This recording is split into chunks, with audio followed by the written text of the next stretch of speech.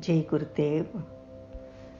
Before we move into the first chapter of Bhagavad Gita, I want to share some more knowledge Maharshi gave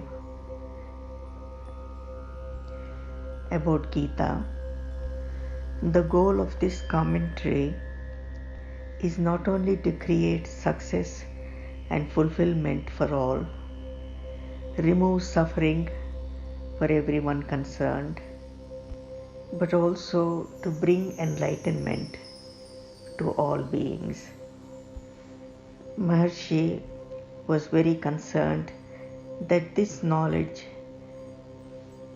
should be gained by all, and especially the youth of this country and across the world. I see a lot of young generation who are more confused than ever, who are more disconnected with this knowledge, more disconnected with the nature and self.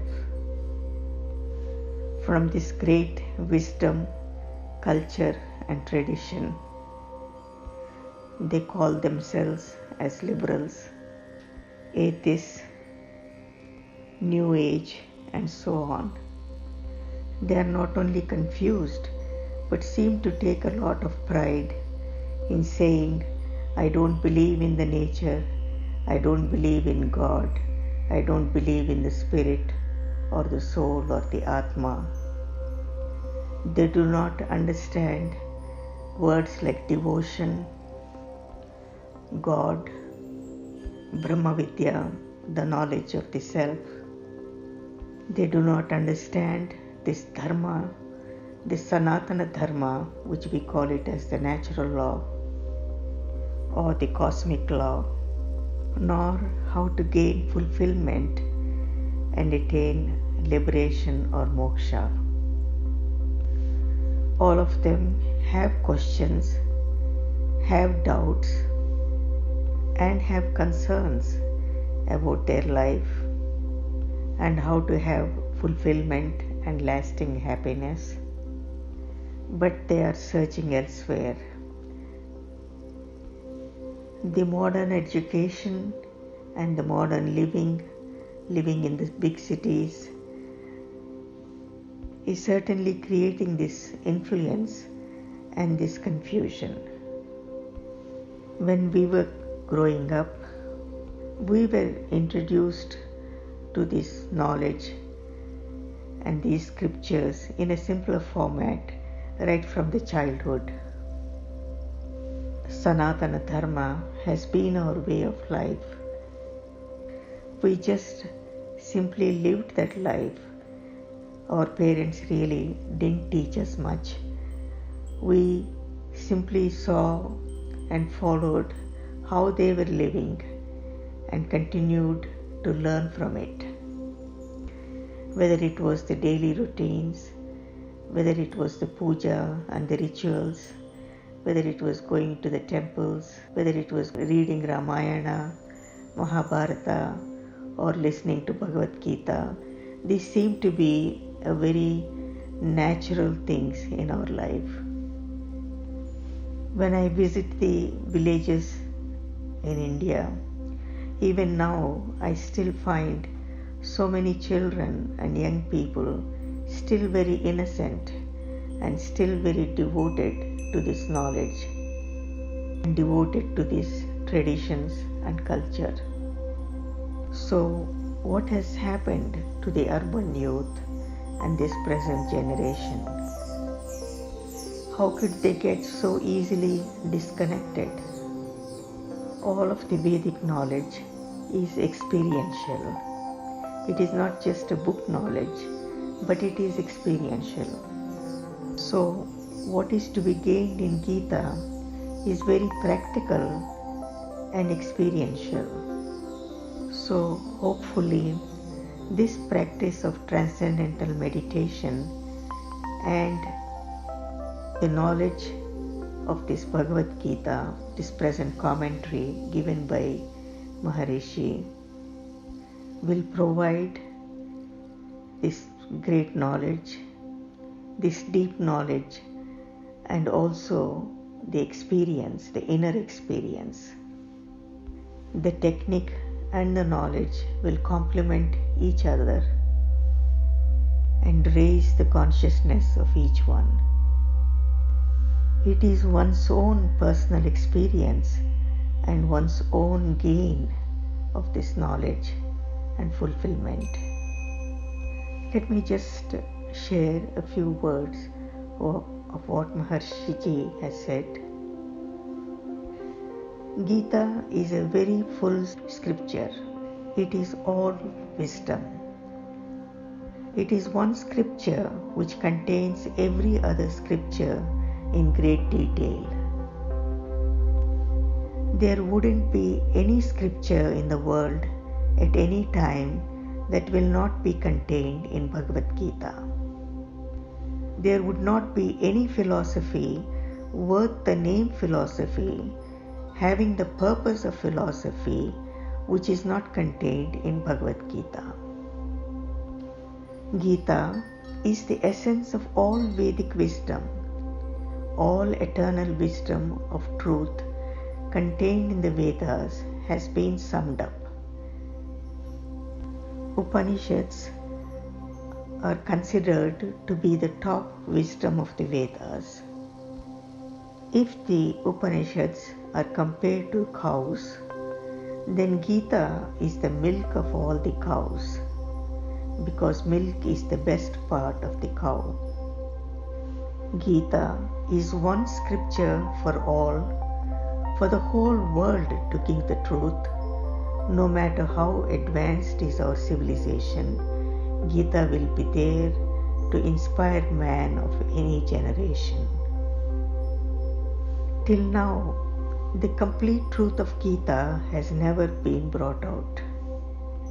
It has so much in it, so much knowledge in it, I don't think it can ever be brought out. If there is a store in which one could find anything that one wants, we would only say it is endless. And so just like that, Bhagavad Gita is endless, because it is given out by the 100% incarnation of God, Lord Krishna. It is so complete in its content that whatever is our mind today, we could fathom deep into it and feel, oh, we have found the whole wisdom. And tomorrow again, the mind fathoms deeper into it, and then we have found much more. Someone, some other time, goes deeper into it and finds something more into it. This finding more and more in the meaning of Gita will continue because it is just endless. Maharishi says, we are going to present something which has not yet been presented as the meaning of Bhagavad Gita through our commentaries. That is true, but we won't claim a complete knowledge of Gita because Gita is so full. Thousands of religions that are yet to spring into the world would be found there.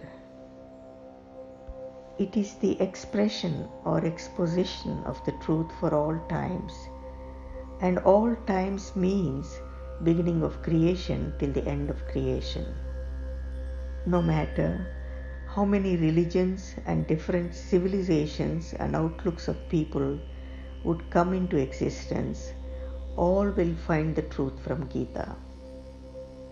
If you take any religion or any scripture of any religion, these truths, at least some of these truths, are expressed. They may be spoken in a different language, but these truths are found. The truth is there, it has been there, and it will always be there. Only we have to prepare our mind, and we have to set a course of teaching for all generations to come, so that no one could miss living the truth in life. No one could miss the Almighty God, and no one may miss living fullness of life. This should be a part of education for the whole world. Our efforts will be cherished by all generations to come, and we would have done something for the world in which we were born for some time. Even so, we don't hope to come back again to this planet.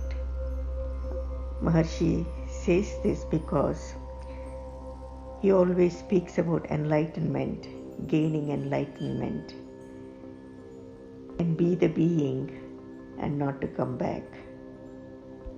By giving out this knowledge, we would be doing something good, sowing good seeds for the people who are yet to come. Bhagavad Gita is the song of life sung by the embodiment of truth, the embodiment of eternal life.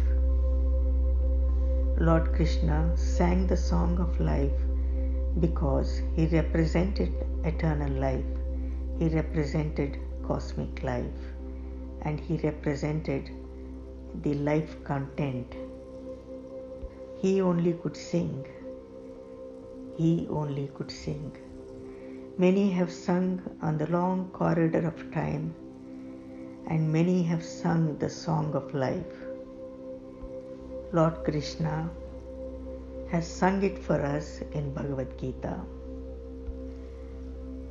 As we see, the life has infinite phases, the infinite phases which we see as many sorts of things, many different phases of life. This song of life, or Bhagavad Gita, is concerned with bringing fulfillment to every phase of life at every level of consciousness. And in order to sing a song so full and so complete and so comprehensive and so perfect, the writer, someone who recorded such a song, has been Sage Vyasa, the Vyasa of perfect vision. In the next video, we will continue bringing in more clarity. Maharishi answers to the questions of an atheist as how he can gain this knowledge and how he can gain this fulfillment. And also, in the preface and introduction, Maharshi mentions many words like devotion and knowledge, path of devotion, path of knowledge. They are not two different paths, but people see them as two different paths, and how they could be developed and what are they actually. And also who is the householder and who is the sannyasi or the reclusive way of life. What is an avatar and how Lord Krishna came as the avatar. And then we will introduce the technique of transcendental meditation and go into the Bhagavad Gita itself.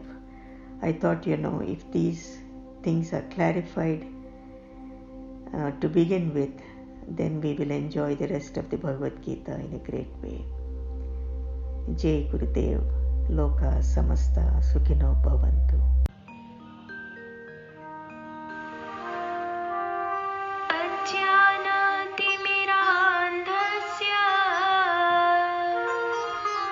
ज्ञान